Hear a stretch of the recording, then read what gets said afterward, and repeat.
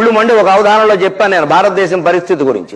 ఉన్నవాడు ఉన్నతోద్యోగి స్టేట్స్ లో, లేనివాడు గల్ఫ్ లోన కూలి, బద్ధకస్తులెల్ల భారతాంబిక పాలు. బాగా తెలివితేటలు ఉన్నవాడేమో అమెరికా వెళ్ళిపోతాడు, ఆస్ట్రేలియా వెళ్ళిపోతాడు.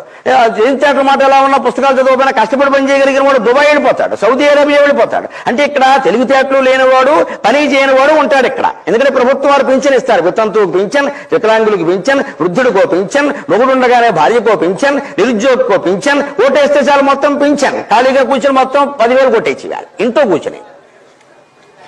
ఇంక వారికి వారు ఓట్లు కావాలి, వారు మళ్ళీ అధికారానికి రావడం ఒకరికి కావాలి, ఉన్న అధికారాన్ని గుంజుకోవడం ఒకరికి కావాలి. మన బతుకులు ఎవరికి కావాలి?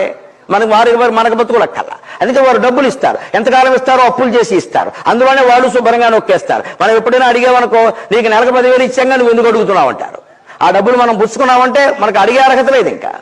అంచేది మీ విద్యార్థులు ప్రధానంగా దృష్టిలో పెట్టుకోండమ్మా. నిరుద్యోగ భృతి ఇస్తే మొహాన్న కొట్టండి. అదే మీ వ్యక్తిత్వం, అదే మీ వ్యక్తిత్వం. మాకు అక్కర్లేదని చెప్పాలి.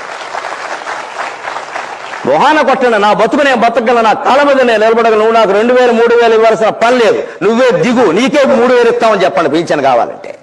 దిగమనండి, మనం ఇద్దాం పింఛన్ 3,000 బయటికి.